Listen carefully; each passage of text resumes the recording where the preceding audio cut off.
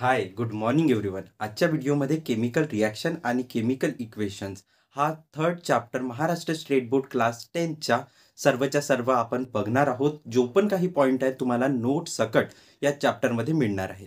तर पहिला आपण प्रीफेज घेऊया की काय काय आपण शिकणार आहोत, कन्स्ट्रक्ट करूया आणि ड्राफ्ट करूया या चॅप्टरचा ओव्हरव्ह्यू.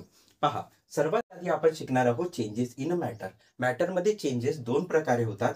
फर्स्ट चेंज राहते स्ट्रक्चर वाईज, सेकंड चेंज राहते कंपोजिशन वाईज. स्ट्रक्चर चेंज म्हणजे काय? पहा, एखादी बकेट होती, एखाद्या प्लास्टिकचा बॉल होता, प्लास्टिकची बकेट आहे आणि प्लास्टिकचा बॉल आहे. तर यांच्यामध्ये कोणता चेंज आहे? दोन्ही प्लास्टिक पासूनच बनलेले आहेत. बट या बकेटला मी मेल्ट करून काय करू शकते? प्लास्टिकच्या बॉलमध्ये चेंज करू शकते. तर याच्या जो मटेरियल होता त्याच्यामध्ये काही चेंजेस नाही आले, बट काय झालं? त्याच्या स्ट्रक्चरमध्ये चेंज आला. तर अशा स्ट्रक्चरमध्ये जेव्हा पण चेंज येतील तर अशा चेंजेसला आपण फिजिकल चेंज म्हणतो. तर या स्ट्रक्चरल चेंजेसला आपण काय म्हणतो? Physical change. बट पहा, जर मी पाहत आहे एक बकेट आहे माझ्याकडे प्लास्टिकची, दुसरी बकेट आहे आयरनची. तर बकेटचा स्ट्रक्चर जरी सारखा असला पण तो कशापासून बनलेला आहे हा काय करते? त्याचा कंपोजिशन डिसाईड करते. म्हणजेच कशापासून तयार झालेला आहे यालाच आपण काय म्हणतो? त्याचा कंपोजिशन. तर चेंजेस दोन प्रकारे असू शकतात. एक तर काही चेंज येणार त्याच्या फिजिकल स्ट्रक्चरमध्ये, स्ट्रक्चरमध्ये चेंज येणार. तर जर स्ट्रक्चरमध्ये चेंज आला तर आपण काय म्हणणार? त्याला फिजिकल चेंज. तशाच प्रकारे जर कंपोजिशन मध्ये म्हणजे बनलेल्या मॅटर मध्ये चेंज आला तर आपण त्याला काय म्हणतो? Chemical change. इतके गोष्ट समजली असते. आता पहा, जर हे केमिकल चेंजेस एका सायंटिफिक ऑब्झर्वेशन मध्ये होत असतील तर या चेंजेसला आपण काय म्हणतो? Chemical reactions. कारण आपण स्टडी पर्पज मध्ये करत आहोत. केमिकल रिॲक्शन्स म्हणला. आता केमिकल रिॲक्शनला रिप्रेझेंट कसा करायचं? तर आपण असे पाहतो का कार्बन आहे प्लस ऑक्सिजन आहे, तर आपण याला कार्बन लिहित आहोत का? नाही, फक्त सी लिहित आहोत. तर हे काय आहेत? केमिकल सिम्बॉल्स आहेत. तर जेव्हा पण आपण ह्या केमिकल रिॲक्शन्सला केमिकल सिम्बॉल्सच्या फॉर्म मध्ये रिप्रेझेंट करणार तर या रिप्रेझेंटेशनला आपण केमिकल इक्वेशन असे म्हणतो. एक केमिकल रिॲक्शनचा सेंटेन्स राहणार, त्याला आपण कशामध्ये कन्वर्ट करू शकतो? केमिकल सिम्बॉल्सच्या फॉर्म मध्ये. आणि त्याच गोष्टीला आपण काय म्हणणार? ते जी रिॲक्शन जे सिम्बॉलिकल फॉर्म मध्ये कन्वर्ट झालेली आहे तिला आपण केमिकल इक्वेशन्स असे म्हणतो. आता पहा, हे जे केमिकल रिॲक्शन्स आहेत याचे आपण चार टाईप बघूया. आता पहिला टाईप म्हणजे कॉम्बिनेशन रिॲक्शन. असे रिॲक्शन्स जे काय होतात? मिक्स. जेव्हा पण रिॲक्टंट मिक्स होतील आणि एक सिंगल प्रोडक्ट फॉर्म करतील अशा रिॲक्शनला आपण केमिकल रिॲक्शन्स असे म्हणतो. दुसरं आहे डिकम्पोजिशन रिॲक्शन. पहा, आता सेम गोष्ट झाली. म्हणजे पहा, एक काय होता? एक आपल्याकडे याच्यामध्ये एक प्रोडक्ट होता. एक एक काय होता? ए होता, एक बी होता आणि यांनी काय फॉर्म केला? A B. तर दोन्ही काय होत आहेत? मिक्स होत आहेत. तर जर मिक्स झाले तर कॉम्बिनेशन. जर कंबाईन होत आहेत तर कॉम्बिनेशन. आता पहा, जर ए बी होता आणि हा तुटला तुटला आणि काय बनवला? ए बनवला प्लस बी बनवला. म्हणजे काय झालेले आहेत? ह्या ए आणि बी सेपरेट सेपरेट झाले आहेत. तर जर सेपरेट सेपरेट होतात यालाच काय म्हणतात? डिकम्पोज होत आहेत. तर जर डिकम्पोज होत आहेत तर कोणती रिॲक्शन? Decomposition reaction. आता थर्ड पहा, कोणती आहे? Displacement reaction. आपल्याकडे एक ए आहे, एक बी आहे प्लस सी आहे. ठीक आहे. आता पहा, जर हा सी या बीच्या ठिकाणी डिस्प्लेस होत असेल किंवा बी ने डिस्प्लेस के सी ने डिस्प्लेस केला बी ला आणि फॉर्म केला ए सी प्लस बी, म्हणजे काय झाला? सीच्या ठिकाणी बीच्या ठिकाणी सी आला आणि बी सेपरेट निघाला. तर अशा रिॲक्शनला आपण काय म्हणतो? Displacement reaction. Single displacement reaction. कोणती डिस्प्लेसमेंट रिॲक्शन? सिंगल. का बरं? कारण की फक्त एकच एलिमेंट डिस्प्लेस होत आहे. पण पहा, असा पण होऊ शकते की या सी सोबत एक डी असला तर जेव्हा हा सी या बी ए सोबत मिळणार त्याच वेळी बी हा डी सोबत पण मिळू शकते. तर काय होणार? ए सी आणि बी डी. म्हणजे याच्यामध्ये काय होत आहेत? दोन एलिमेंट एक दोघांसोबत इंटरचेंज होत आहेत. तर अशा रिॲक्शनला आपण डबल डिस्प्लेसमेंट रिॲक्शन म्हणतो. कित्या सोप्या पद्धतीने आपण शिकत आहोत ना. हा, आता पहा, heat in a chemical reaction. आता केमिकल रिॲक्शन मध्ये हीटच्या काय महत्व आहे आणि आपण त्याच्या बेसिसवर दोन प्रकारे आपण दोन टाइप्स पाडू शकतो केमिकल रिॲक्शनचे. तर जो पहिला टाइप आहे त्याच्यामध्ये आपण काय करणार? हीट देणार पदार्थांना, म्हणजे तो पदार्थ रिॲक्ट करण्यासाठी आपण हीट प्रोव्हाइड करू. तर अशा रिॲक्शन ज्याच्यामध्ये आपल्याला हीट ऍड करायला लागते अशा रिॲक्शनला आपण एंडोथर्मिक रिॲक्शन म्हणतो. पण असे कधी रिॲक्शन्स राहतात जसं की आपण काय करत आहोत, चुन्याला पाण्यात सोडला तर काय होते, सर्वच्या सर्व जो पाणी राहणार तो गरम उकडायला लागते. का बरं उकडायला लागते? कारण तिथनं हीट आपण देत नाही आहोत, तर हीट बाहेर निघत आहे. तर अशी रिॲक्शन ज्याच्यामध्ये हीटचा रिमूव्हल होते, म्हणजे हीट काय होते, बाहेर सोडत आहे, जेव्हा आपण केमिकल रिॲक्शन होणार, तर या रिॲक्शनला आपण काय म्हणतो, एक्झोथर्मिक रिॲक्शन. ठीक आहे, इतकं समजला. आता पहा, आता आणखीन 2 टाइप. कशाच्या बेसिसवर? की ऑक्सिजनला आपण मिक्स करत आहोत की नाही करत आहोत. पहा, जर आपण एखाद्या रिॲक्शन होत आहे आणि आपण त्याच्यामध्ये ऑक्सिजनला मिक्स करत आहोत कंपाऊंड सोबत, जसा हा जो बी आहे याच्या ठिकाणी आपण काय ठेवला, एक रिॲक्शन होत आहे ए प्लस O2 आणि याने फॉर्म केला AO. तर प्रोडक्ट साइडला आपण, रिॲक्टंट साइडला जर आपण ए सोबत पाहिला तर ए सोबत ऑक्सिजन नव्हता, बट इकडे काय झाला, एक ऑक्सिजन मिक्स झाला. तर ही जेव्हा रिॲक्शन होणार, तर यावेळी काय होत आहे, प्रोडक्ट मध्ये आपल्याला ऑक्सिजन दिसत आहे. तर अशी रिॲक्शन ज्याच्यामध्ये ऑक्सिजन काय होणार, मिक्स होणार. एकतर ऑक्सिजन मिक्स होणार किंवा हायड्रोजनच्या रिमूव्हल होणार. तर अशा गोष्टीच आपण काय म्हणतो, ऑक्सिडेशन रिॲक्शन. अशा रिॲक्शनला आपण काय म्हणतो, ऑक्सिडेशन रिॲक्शन. रिडक्शन काय होणार मग, एक तर आपण काय करणार, ऑक्सिजनला बाहेर सोडणार आणि हायड्रोजनची एंट्री करवणार. याच्यामध्ये काय करत होता, हायड्रोजनला बाहेर सोडत होता किंवा ऑक्सिजनची एंट्री करत होता. तर जस्ट याच्या अपोजिट रिॲक्शन म्हणजे कोणती, ऑक्सिडेशनच्या अपोजिट रिडक्शन रिॲक्शन. आणखी एक रिॲक्शन शिकणार आहोत जिला आपण रेडॉक्स रिॲक्शन म्हणू. आणि जेव्हा ऑक्सिडेशन आणि रिडक्शन जेव्हा सोबत सोबत होताना दिसते ना आपल्याला, अशा रिॲक्शनला आपण रेडॉक्स रिॲक्शन म्हणू. बट पहा, आणखीन 2 पॉइंट आहेत, एक कोरोजन आणि रॅन्सिडिटी. तुम्हाला माहिती असेल की एक जंग लागण्याची प्रोसेस होते. एखादा लोहा आहे, तुम्ही जर त्याला पाण्यात सोडला, ह्युमिडिटी बसली त्याच्यावर, ऑक्सिजनच्या संदर्भात आला, एअरमध्ये जो ऑक्सिजन राहते त्याच्या संदर्भात आला, तो काय होते, कोरोड होणं सुरू होते. तर जी कोरोड होण्याची प्रोसेस आहे तिलाच आपण काय म्हणतो, कोरोजन म्हणतो. आणि कोरोजनमुळे पदार्थ काय होतात, वीक होतात. आता पहा, रॅन्सिडिटी. रॅन्सिडिटी म्हणजेच काय होते, एखादी ऑइल वगैरे जर राहिला पुष्कळ दिवसाचा, तर त्याच्यामधून असे गंदी स्मेल यायला लागते. तर ही जी प्रोसेस आहे ती गंदी स्मेल येण्याची, त्या प्रोसेसला आपण काय म्हणतो, रॅन्सिडिटी म्हणतो. तर हा सर्व चॅप्टरचा आपण ओव्हरव्ह्यू बघितला. आता आपण याच्या डिटेलमध्ये बघूया. चॅप्टरमध्ये आता पूर्णच्या पूर्ण डेफिनेशन्स पाहूया की चॅप्टर आहे काय आणि आपण काय काय शिकूया म्हणून. तर चला सुरुवात करूया. रिॲक्शन. केमिकल रिॲक्शन म्हणजे अशी एक प्रोसेस ज्याच्यामध्ये कंपोजिशनल चेंजेस ऑकर्स होतील इन सबस्टन्समध्ये. This process is called as chemical reaction. Chemical reaction म्हणजे एक अशी प्रोसेस आहे ज्याच्यामध्ये मॅटरमध्ये कोणते चेंजेस पाहायला मिळतील, compositional changes occurs in a substance. This process is called as chemical reaction. आणि केमिकल रिॲक्शन मध्ये कंपोजिशन चेंजेस कसे पाहायला मिळतील आपल्याला, जसे सपोज करा एक सबस्टन्स जो होता तो कार्बन पासून बनलेला होता, आणि जर आपण त्याला ऑक्सिजन गॅसच्या संदर्भात ठेवला आणि त्याला हीट जर दिला, तर काय होणार, कार्बन डायऑक्साईड गॅस फॉर्म होते. एखादी वस्तू जळते तर आपण बघितलं आहे की कार्बन डायऑक्साईड फॉर्म होते. म्हणून का बरं होत आहे ते, त्यामध्ये कार्बनला आपण कशाच्या हीट देत आहोत, कशाच्या प्रेझेन्समध्ये, ऑक्सिजनच्या प्रेझेन्समध्ये, तर तो काय फॉर्म करणार, CO2 गॅस. आणि ही जी सर्वच्या सर्व प्रोसेस आहे हिलाच आपण काय म्हणतो, केमिकल रिॲक्शन. आता याच्यामध्ये एक किंवा दोनही राहू शकतात, 2 किंवा 3ही राहू शकतात. रिॲक्टंट राहतील आणि काय फॉर्म करतील, प्रोडक्ट. तर जो साईड कोणत्या साईडला आहे, लेफ्ट साईडला जो आतापर्यंत बनायचा आहे त्याला आपण काय म्हणतो, रिॲक्टंट म्हणतो. आणि जो आपल्याला राईट साईडला पाहायला मिळत आहे, जो बनलेला आहे, त्यांना आपण म्हणतो प्रोडक्ट. ठीक आहे, तर हे झाले रिॲक्टंट आणि प्रोडक्ट. आणि ही जे वर दिसत आहेत तुम्हाला, हे काय आहेत, कंडिशन. म्हणजे की एखादी रिॲक्शन घडण्यासाठी काय कंडिशन्स राहतील ते आपण ॲरोच्या वर दाखवतो. तर हे काय आहेत, कंडिशन्स. याची सर्वच्या सर्व नोट्स मी तुम्हाला दिलेले आहेत, तुम्ही पाहू शकता. याच्या अगोदर तुम्हाला केमिकल इक्वेशन्स बॅलेन्स दिसतील. तर त्या केमिकल इक्वेशन बॅलेन्स करत असताना मी आधी तुम्हाला सांगितलं होतं की सर्वच्या सर्व आपण काय करत आहोत, सिस्टमॅटिकली स्टडी करत आहोत, ज्याच्यामध्ये आपण हे सर्व काही जे पॉईंट्स आहेत ते नोट केलेले आहेत. ठीक आहे, आता केमिकल इक्वेशन्स काय असतात, आपण हे केमिकल रिॲक्शन पाहिले. आता केमिकल इक्वेशन्स काय असतात, तर केमिकल इक्वेशन्स जे असतात तेच म्हणजेच काय, तर हे रिप्रेझेंटेशन आहे, म्हणजे एखादी गोष्ट दाखवण्याचा तरीका आहे. कोणती गोष्ट आहे ती, chemical reaction.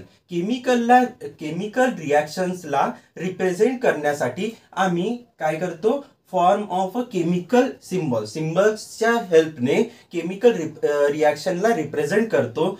Is called as, त्यालाच आपण काय म्हणतो chemical equation. Representation of chemical reaction, कशाची रिप्रेझेंटेशन आहे? केमिकल रिॲक्शन्सची. इन द फॉर्म ऑफ, कशाच्या फॉर्म मध्ये? केमिकल सिम्बॉल्सच्या फॉर्म मध्ये. केमिकल सिम्बॉल्सच्या फॉर्म मध्ये केमिकल रिॲक्शनची रिप्रेझेंटेशनला आपण काय म्हणतो? Chemical equation. आता पहा, जसा इथं कार्बन आहे तर मी काय लिहू शकतो? Carbon is heated in the presence of oxygen gas forms carbon dioxide, असा पूर्णच्या पूर्ण लिहिलेला आहे. बट जर याच ही काय रिॲक्शन आहे, ठीक आहे, एक रिॲक्शन होत आहे म्हणून इथं सांगितलं आहे, तर हा स्टेटमेंट झाला. या स्टेटमेंटला मी केमिकल सिम्बॉल्सच्या हेल्पने काय करत आहोत? रिप्रेझेंट करत आहोत. तर हा रिप्रेझेंटेशन जो आहे, या रिप्रेझेंटेशनला मी काय म्हणणार? Chemical equation. तर आय होप इतक्या गोष्टी समजल्या असतील. केमिकल रिॲक्शन एक प्रोसेस आहे ज्याच्यामध्ये कंपोजिशनल चेंज ऑकर होतील सबस्टन्समध्ये.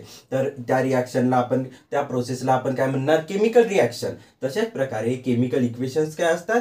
तर फक्त रिप्रेझेंटेशन आहे केमिकल रिॲक्शनच्या in the form of chemical symbols. This is called as chemical equation. आणि केमिकल इक्वेशन्स आपल्याला एक केमिकल रिॲक्शनचा स्टेटमेंट दिलेला राहणार. आपण काय करू शकतो? त्यातला कन्वर्ट करू शकतो, रिप्रेझेंट करू शकतो in the form of chemical symbols. त्याला आपण काय म्हणणार? Chemical equation. ठीक आहे, तर तुम्ही एकतर लिहून घ्या, स्क्रीनशॉट काढा, पटकन करा.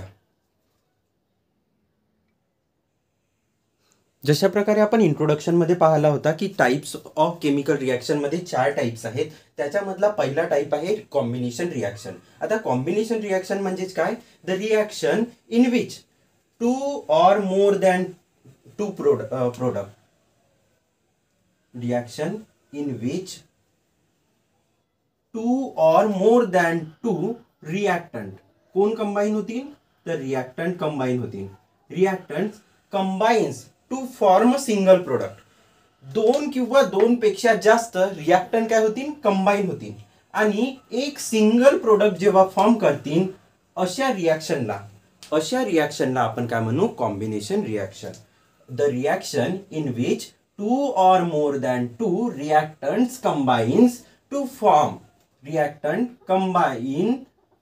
form single product is called combination reaction. आणि कॉम्बिनेशन रिॲक्शनचा सिंपल एक्झाम्पल कोणता? Hydrogen gas plus oxygen gas जेव्हा मिक्स होतील तर H2O फॉर्म करतील. आता इतका सोपा समजला तुम्हाला. तशाच प्रकारे डिकम्पोजिशन म्हणजेच काय होतात? याच्यामध्ये ऍड होत आहेत. हे जे रिॲक्टंट राहतील ते ऍड होतील आणि काय करतील? एकच प्रोडक्ट फॉर्म करतील. तर अशा रिॲक्शनला आपण काय म्हणू शकतो? Combination reaction. पहा, याच्यामध्ये 2 आहेत पण तुम्ही 3ही ठेवू शकता तेव्हा पण इथं प्रोडक्ट किती फॉर्म झाला पाहिजे? एकच प्रोडक्ट फॉर्म झाला पाहिजे. तर अशा रिॲक्शनला आपण काय म्हणतो? Combination reaction. Decomposition reaction, the reaction in which, अशी एक रिॲक्शन ज्यामध्ये single reactant decompose and form 2 or more than 2 product.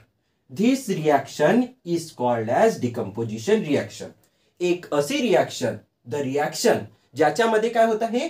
Single product decompose होत आहे. डिकम्पोज म्हणजे तुटणे. Decompose and form. डिकम्पोज झाला, हा तुटला आणि काय फॉर्म केला? 2 किंवा 2 पेक्षा जास्त प्रोडक्ट जेव्हा फॉर्म करते तर अशा रिॲक्शनला आपण डिकम्पोजिशन रिॲक्शन असे म्हणतो. पुन्हा एकदा पहा, the reaction in which single reactant, किती रिॲक्टंट आहे? एकच रिॲक्टंट आहे. डिकम्पोज म्हणजेच काय होते? ब्रेक होते. हा काय होत आहे? ब्रेक होत आहे. डिकम्पोज म्हणजे काय? तर ब्रेक होत आहे. आणि डिकम्पोज झाला, हा ब्रेक झाला. आणि कंबाईन म्हणजेच काय होत आहे? ऍडिशन होत आहे. कंबाईन म्हणजेच ऍडिशन होत आहे. ठीक आहे, इथं ब्रेक होणार, इथं काय होणार? ऍड होणार. दी प्रोडक्ट कुठपर्यंत आला? Decompose and form 2 or more than 2 product. एकच प्रोडक्ट फॉर्म करणार का? नाही. 2 किंवा 2 पेक्षा जास्त म्हणजे 3, 4, 5 किती काही करो, पण सिंगल का पाहिजे? रिॲक्टंट पाहिजे. सिंगल रिॲक्टंट तुटणार आणि 2 किंवा 2 पेक्षा जास्त प्रोडक्ट फॉर्म करणार. या रिॲक्शनला आपण काय म्हणणार? Decomposition reaction. आता इतका समजला. आता आपण काय बघू? डिस्प्लेसमेंट रिॲक्शन आणि डबल डिस्प्लेसमेंट रिॲक्शन. काढा पटकन स्क्रीनशॉट किंवा लिहून घ्या.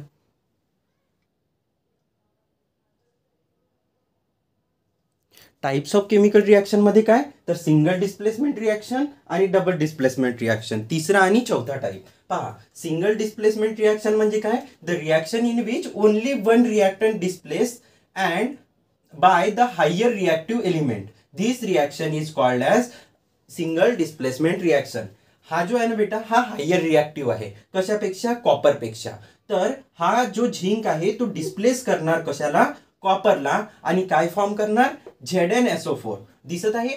Zn कुणाच्या ठिकाणी आला? Cuच्या ठिकाणी. आणि Cu जो होता तो बाहेर निघाला, पण त्याने डिस्प्लेस कुणे डिस्प्लेस केला? त्याला झिंकने. तर इथं पण लिहिलेलं आहे अशी एक reaction, the reaction in which only one reactant. किती रिएक्टंट? पूर्णच्या पूर्ण रिएक्टंट शिफ्ट झाले का? नाही. फक्त हा जो Zn आहे, ओनली वन रिएक्टंट डिस्प्लेस झाला. कॉपर जो आहे तो डिस्प्लेस झाला. कशामुळे? हायर रिएक्टिव्ह एलिमेंटमुळे. हायर रिएक्टिव्ह एलिमेंट कोण? झिंक ने डिस्प्लेस केला कुणाला? कॉपरला. आणि काय फॉर्म केला? ZnSO4 by higher reactive element to. आणि काय केला? सिंगल डिस्प्लेसमेंट रिएक्शन परफॉर्म केली. म्हणजेच झिंकने Cu ला डिस्प्लेस करून ZnSO4 फॉर्म केला आणि Cu ला सिंगल ठेवला. तर याच्यामध्ये काय झालेलं आहे? सिंगल रिएक्टंट डिस्प्लेस झालेला आहे. आणि या डिस्प्लेसमेंटला आपण काय म्हणणार? जर रिएक्शनच्या फॉर्ममध्ये सिंगल डिस्प्लेसमेंट रिएक्शन. तशाच प्रकारे इथं काय होत होता? सिंगल एलिमेंट डिस्प्लेस होत होता. बट याच्या ठिकाणी इथं काय दिसत आहे आपल्याला? दोन रिएक्टंट एकाच वेळी काय होत आहे? डिस्प्लेस होत आहेत. पहा, हा जो हायड्रोजन होता हा डिस्प्लेस झाला आणि कुणाकडे गेला? ऑक्सिजनकडे गेला. आणि हा जो Na आहे तो इथं आला आणि काय फॉर्म केला त्याने? NaCl. तर काय झाला? Na कुणासोबत गेला? Cl सोबत. त्याच वेळी हायड्रोजन जो होता तो H2O सोबत गेला. इथं झाला होता का तसा? नाही. इथं फक्त एकच प्रोडक्ट फॉर्म डिस्प्लेस झालेला होता, एकच रिएक्टंट डिस्प्लेस झाला होता. इथं किती रिएक्टंट डिस्प्लेस झालेले आहेत? 2. तर अशा वेळी जेव्हा 2 रिएक्टंट डिस्प्लेस होतील आणि 2 वेगळे प्रोडक्ट फॉर्म करतील, जे काय राहतील? मोर स्टेबल राहतील, त्या रिएक्शनला आपण काय म्हणू? Double displacement reaction. The reaction in which two reactant displace. किती रिएक्शन डिस्प्लेस होतात? 2. To form more stable product. हा प्रोडक्ट का राहणार? याच्यापेक्षा जास्त स्टेबल राहणार. This reaction is called as double displacement reaction. या रिएक्शनला आपण काय म्हणतो? डबल डिस्प्लेसमेंट रिएक्शन असे म्हणतो. तर जर तुम्हाला लिहायचं असेल तर लिहून घ्या आणि आपण समोर वाढूया. म्हणजे आपल्याला एंडोथर्मिक रिएक्शन आणि एक्झोथर्मिक रिएक्शन शिकायची आहे. तर हे काढा पटकन. रिएक्शन होत असताना हीट घेतली जाते त्या रिएक्शनमध्ये किंवा बाहेर सोडली जाते. आता पहा, एखादी रिएक्शन करण्यासाठी जर आपल्याला बाहेरून हीट प्रोव्हाइड करायला लागली तर ते जे रिएक्टंट राहतील ते काय करतील? हीटला ॲब्झॉर्ब करतील. तर हीट ॲब्झॉर्ब करून ते रिएक्शन घडणार. एखादी रिएक्शन अशी असू शकते ज्याच्यामध्ये आपण जर रिएक्शन केली तर बाहेरचा जो एन्व्हायरमेंट असणार तो गरम होऊन जाणार. पहिल्या याच्यामध्ये काय करायला लागते? हीट प्रोव्हाइड करायला लागते. दुसऱ्या याच्यामध्ये काय होते? हीट बाहेर निघते. तर हीच काय आहे? 2 टाईप आहेत. कशाच्या बेसिसवर? हीट ॲब्झॉर्ब होणार किंवा हीट रिलीज होणार, म्हणजे तिथनं हीट बाहेर निघणार. तर पहा, पहिली जी रिएक्शन आहे तिला म्हणतो आपण एंडोथर्मिक रिएक्शन. एंडोथर्मिक रिएक्शन म्हणजे काय? The reaction in which heat is absorbed by reactant. हे जे रिएक्टंट राहणार, हा रिएक्टंट काय करणार? हीटला घेणार. हीट जर आपण देत आहोत, या हीट दिला आपण याला, हीट दिल्यानंतर हे काय करणार? रिएक्शन घडवून आणणार. रिएक्शन कशी घडवून आणते पहा. एक्झाम्पल, CaCO3 होता एक. आता याने काय केलं? जशी हीट मिळाली तसे आपले जे पार्टिकल होता त्यांना ब्रेक करून दिला. जो पण कंपाऊंड होता तो ब्रेक झाला CaO मध्ये आणि CO2 मध्ये. ही काय झाली? रिएक्शन झाली. कशाची रिएक्शन आहे बेटा? एंडोथर्मिक रिएक्शनची. The reaction in which heat is absorb. काय करते? हीट ॲब्झॉर्ब करते बाय रिएक्टंट. कोण ॲब्झॉर्ब करतील? प्रोडक्ट करतील का? नाही. कोण करतील? रिएक्टंट ॲब्झॉर्ब करतील. Such reaction is called endothermic reaction. अशा रिएक्शनला काय म्हणतो? Endothermic reaction. आणखी दुसरी रिएक्शन कोणती? Exothermic reaction. The reaction in which heat losses. काय होत आहे? हीट लॉस करतील. हे जे पण आहेत ते काय करतील? हीटला लॉस करून देतील. त्यांच्याकडे हीट आहे, तिला बाहेर सोडला. जर हीटला बाहेर सोडला तर त्यांच्याकडे एनर्जी वाचणार का? नाही. आणि एनर्जी नाही वाचली ते काय करतील? स्वतःला सेटल करतील. तर CaO प्लस H2O ही यांनी काय केलं? आपल्यामधली हीटला बाहेर सोडला आणि काय फॉर्म केला? CaOH/2. अशा प्रकारची जे रिएक्शन राहते त्याला आपण काय म्हणतो? Exothermic reaction. The reaction in which heat losses by reactant. कोण करणार? रिएक्टंट करणार. Such reaction is called as exothermic reaction. तर हे 2 टाईप कशाचे होते? हीटच्या बेसिसवर. कशाचे? केमिकल रिएक्शनचे. हीट ॲब्झॉर्ब होणार किंवा लॉस होणार म्हणून. तर इतकी गोष्ट समजली असेल. पटकन स्क्रीनशॉट काढा किंवा लिहून ठेवा स्टॉप करून. सर्वात सोप्या भाषेत समजा, एखादी रिएक्शन होत आहे आणि त्याच्यामध्ये ऑक्सिजन जात आहे. एक रिएक्टंट होता, हा माझ्याकडे एक रिएक्टंट आहे. जेव्हा मी प्रोडक्ट साईडला पाहणार, या प्रोडक्ट साईडला याच्यामध्ये ऑक्सिजन मिक्स होणार आणि रिॲक्टंट राहणार आणि ऑक्सिजन राहणार. ठीक आहे. तर अशी जर रिॲक्शन दिसते अशा रिॲक्शनला आपण ऑक्सिडेशन रिॲक्शन म्हणतो. दुसरी केस केव्हा ऑक्सिडेशनची पहा. एक रिॲक्टंट आहे, या रिॲक्टंट सोबत आधी कोण जुळलेला होता, हायड्रोजन जुळलेला होता. जेव्हा रिॲक्शन होते तर आपल्याला काय दिसते, एक रिॲक्टंट दिसते आणि हायड्रोजन बाहेर निघाला दिसते. तर अशी जेव्हा रिॲक्शन होणार, एक तर ऑक्सिजनला स्वतः घेतलेला किंवा हायड्रोजनला बाहेर सोडलेला, तर अशा रिॲक्शनला आपण काय म्हणतो, ऑक्सिडेशन रिॲक्शन. काय म्हणणार, ऑक्सिडेशन. काम काय आहे ऑक्सिडेशन रिॲक्शनच्या, जेव्हा आपण हा जो रिॲक्टंट आहे हा ऑक्सिजनला घेणार किंवा हा एक रिॲक्टंट हायड्रोजनला बाहेर सोडणार, ऑक्सिजनला घेणार किंवा हायड्रोजनला बाहेर सोडणार, अशा रिॲक्शनला आपण काय म्हणू, oxidation reaction. The reaction in which the addition of oxygen or removal of hydrogen takes place. काय, ऑक्सिजनच्या ॲडिशन किंवा removal of hydrogen takes place is called as oxidation reaction. Just opposite पहा, याच्यामध्ये काय म्हणते, ॲडिशन ऑफ हायड्रोजन. कुणाची addition होत आहे, हायड्रोजनची. इथं कुणाची होत होती, ऑक्सिजनची. ऑर रिमूव्हल ऑफ हायड्रोजन, किंवा काय होत आहे, हायड्रोजनच्या रिमूव्हल होत आहे, हायड्रोजनला बाहेर सोडत आहे. अशा रिॲक्शनला आपण काय म्हणतो, reduction reaction. The reaction in which addition of hydrogen or removal of addition of hydrogen or removal of oxygen takes place. कुणाचा रिमूव्हल होत आहे, oxygen. Oxygen of removal takes place. Such reaction is called as reduction reaction. आता आपण काय पाहू की redox reaction काय होते हे समजलं. ऑक्सिजनचा गेन, याच्यामध्ये हायड्रोजनचा गेन, याच्यामध्ये हायड्रोजनचा लॉस, याच्यामध्ये ऑक्सिजनचा लॉस. ठीक आहे. आता हे जर दोन्ही रिॲक्शन जर सोबत झाल्या, ऑक्सिडेशन पण झाला आणि रिडक्शन पण झाला, तर त्या रिॲक्शनला आपण रेडॉक्स रिॲक्शन म्हणतो. ते शिकण्याआधी पहिले ही स्क्रीनशॉट काढा किंवा लिहून ठेवा पटकन.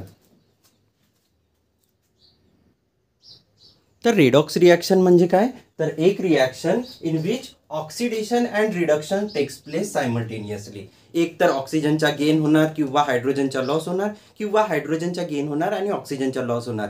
जर ही गोष्ट सायमल्टेनियसली एकाच रिॲक्शनमध्ये होत आहेत, तर अशा रिॲक्शनला आपण रेडॉक्स रिॲक्शन म्हणतो. The reaction in which oxidation and reduction takes place simultaneously, एकाच वेळी, such reaction is called as redox reaction. अशा रिॲक्शनला आपण काय म्हणतो, redox reaction. For example, NaOH plus HCl काय form, NaOH plus HCl NaCl form करते आणि वॉटर फॉर्म करते. हा काय आहे बेटा, बेस आहे. हा काय आहे, ॲसिड आहे. तेव्हा काय होणार, फॉर्म आपल्याकडे साल्ट आणि वॉटर फॉर्म होते. तर अशा रिॲक्शनला आपण न्यूट्रलायझेशन रिॲक्शन म्हणतो, ज्याच्यामध्ये हा जो ॲसिड आणि बेस मिक्स होऊन साल्ट अँड वॉटर फॉर्म होते. पण पहा, याच्यामध्ये काय होत आहे, हा जो हायड्रोजन आहे, हा हायड्रोजन Na सोबत प्रेझेंट आहे का, आता पहिले Na सोबत प्रेझेंट होता, हा बाहेर निघालेला आहे, बाहेर सोडला, याने धक्का देऊन दिला त्याला. तर याला काय म्हणणार आपण, ऑक्सिडेशन. ज्याच्यामध्ये पण हायड्रोजनच्या रिमूव्हल होते, हायड्रोजनला बाहेर सोडतो, अशा गोष्टीला आपण काय म्हणतो, ऑक्सिडेशन. काय म्हणणार, ऑक्सिडेशन. मग रिडक्शन काय, तर जेव्हा आपण ऑक्सिजनला आपण बाहेर सोडणार, तर हा ऑक्सिजन दिसत आहे, Na सोबत आहे का, नाही. कुणासोबत आहे, इकडे बाहेर निघालेला आहे. तर मी काय म्हणणार, याचा रिडक्शनही झाला आणि ऑक्सिडेशनही झाला. तर अशी रिॲक्शन ज्याच्यामध्ये. आता रेट ऑफ रिॲक्शन म्हणजेच काय, हा कोणता मुद्दा आहे तो पहा. एखादी रिॲक्शन घडते तेव्हा त्याची स्पीड किती असते. जसा तुम्ही पाहत असाल की तुम्ही पाण्यामध्ये जर ॲसिडला टाकला तर तो पटकन मिक्स होणार.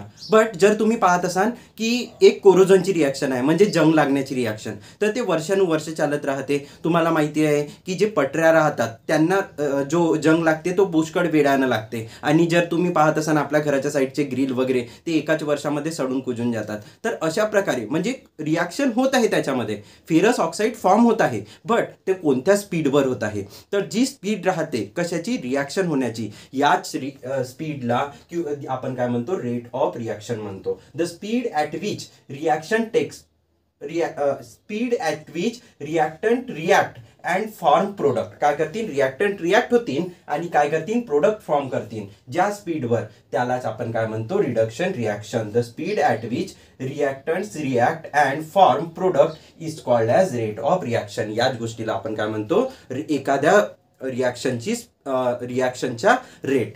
ठीक आहे, म्हणजेच की दर.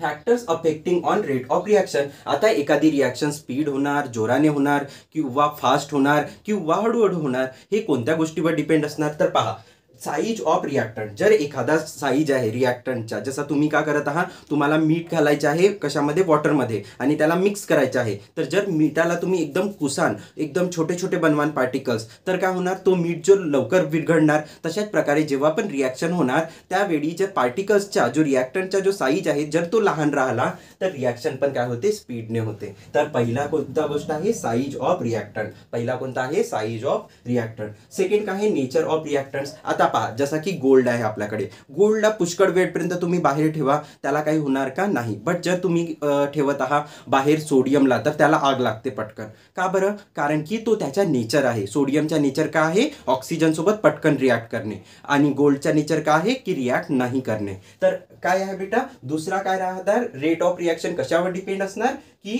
जो पण आपल्याकडे रिॲक्टंट आहे त्याच्या नेचरवर. त्याच्यानंतर टेम्परेचर ऑफ रिॲक्टंट. आताच मी सांगितलं तुम्हाला काय करायचं आहे, गरम पाणी करायचं आहे, आणि गरम पाण्यामध्ये कोणता पण तुम्ही जर रिॲक्टंट घालणार आणि थंड पाण्यामध्ये जर कोणता पण रिॲक्टंट घालणार तर गरम पाण्यामध्ये पटकन विरघळणार तो. का बरं? कारण की एनर्जी मिळालेली आहे गरम पाण्याला. तर जो टेम्परेचर ऑफ रिॲक्टंट आहे तो पण एक मोठा फॅक्टर पडते की केमिकल रिॲक्शन होणार किंवा किती स्पीडने होणार याच्यासाठी. त्याच्यानंतर कॉन्सन्ट्रेशन ऑफ रिॲक्टंट. आता जर तुमच्याकडे एक ॲसिड आहे आणि ॲसिडला तुम्ही पुष्कळ जास्त पाण्यामध्ये किंवा कोणत्या तरी बेसमध्ये जर मिक्स करून ठेवला आणि नंतर रिॲक्ट करत आहात त्याला, तर काय होणार, साहजिकची गोष्ट आहे, जास्त वेळ लागणार. तर कॉन्सन्ट्रेशन म्हणजे काय, तो ॲसिड किती प्रमाणात आहे, किती स्ट्रॉंग आहे, तर त्यालाच काय म्हणतो आपण, त्याच्या कॉन्सन्ट्रेशन. तर कॉन्सन्ट्रेशन जास्त असला की स्पीड वाढणार, स्पीड वाढणार म्हणजेच रेट ऑफ रिॲक्शन जास्त असणार आहे. त्याच्यानंतर कॅटॅलिस्ट काय असते पहा, एखादी रिॲक्शन घडवून आणण्यासाठी किंवा त्याला स्पीड करण्यासाठी आपण एका एक्सटर्नल एजंटची हेल्प घेतो.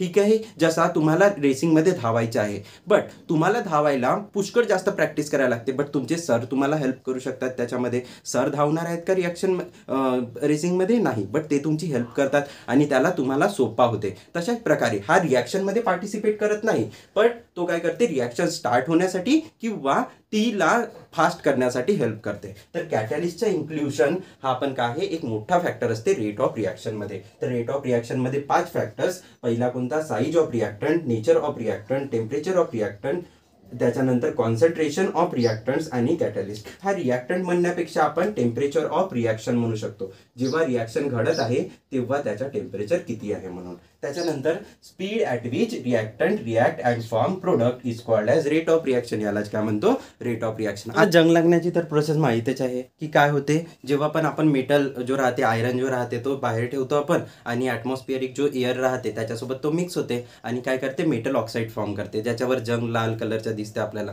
साधारणतः हा आपण पाहतो आयरनमध्ये. ठीक आहे, तर ही जी प्रोसेस आहे ते पुष्कळ साऱ्या मेटलमध्ये होते, म्हणजे निमान सर्वच मेटलमध्ये होते. तर या प्रोसेसला आपण काय म्हणतो, कोरोजन. याला डेफिनेशनमध्ये काय लिहिणार, the process in which metal react. कोण रिॲक्ट करतात, मेटल्स. नॉन मेटल करतात का, नाही. Metal react with atmospheric air. कुणासोबत रिॲक्ट करणार, ॲटमॉस्फिअरिक एअर सोबत, अँड फॉर्म मेटल ऑक्साईड. कोणता काय फॉर्म करणार, मेटल ऑक्साईड. जो लाल कलरचा जंग दिसते तो मेटल ऑक्साईड आहे. सच प्रोसेस, अशाच प्रोसेसला आपण काय म्हणतो, कोरोजन. ही जी प्रोसेस आहे तिला कोरोजन म्हटला, म्हणजे जंग लागण्याची प्रोसेस साध्या भाषेमध्ये. रॅन्सिडिटी काय असते पहा. कोरोजन जसा होता ज्याच्यामध्ये मेटल रिॲक्ट करत होता ॲटमॉस्फिअरिक एअरसोबत किंवा ऑक्सिजन सोबत, तशाच प्रकारे जो खाण्याचा ऑइल आहे, एडिबल ऑइल आहे, तो पण काय करते, रिॲक्ट करते कुणासोबत, ॲटमॉस्फिअरिक एअरसोबत, आणि काय होते, त्याच्यामधनं अशी गंदीची स्मेल येते. तर जी हे प्रोसेस आहे ज्याच्यामध्ये गंदीची स्मेल येण्यापर्यंतची जी प्रोसेस आहे त्या प्रोसेसला, यालाच आपण काय म्हणतो, फाऊल ऑर्डर. कोणता ऑर्डर, फाऊल ऑर्डर. तर ही जी गंदी स्मेल येत आहे त्याच्यामधनं चिकट चिकट राहते तो ऑइल आणि त्याच्यामधनं गंदी स्मेल येते, या स्मेल येण्यापर्यंतची प्रोसेसला आपण काय म्हणू, रॅन्सिडिटी. काय म्हणू, rancidity. The process in which edible oil contact with atmospheric air, oxygen or oxygen and foul odour, this process is called as rancidity. यालाच काय म्हणणं आपण, रॅन्सिडिटी. अशा प्रकारे आजचा हा जो पूर्णच्या पूर्ण व्हिडिओ होता तो कंप्लीट झालेला आहे. 3rd चॅप्टरचे तुम्ही काही केमिकल्स इक्वेशन बॅलन्स कसे करतो तो शिकून घ्या, आणि ज्याच्यावर आपले आधीच व्हिडिओ अपलोड केलेले आहेत. एक शॉर्ट पण टाकलेला आहे ज्याच्यामध्ये पूर्णच्या पूर्ण चॅप्टर मी समजावून दिलेला आहे. जर व्हिडिओ आवडत असतील तर लाईक करा पहिले, मग चॅनलला सबस्क्राईब करा, आणि तुमचे जर मित्र असतील त्यांनाही हा व्हिडिओ शेअर करा, जेणेकरून आपण पुष्कळ जास्त समोर हे व्हिडिओज बनवू शकतो. ठीक आहे, धन्यवाद, थँक्यू.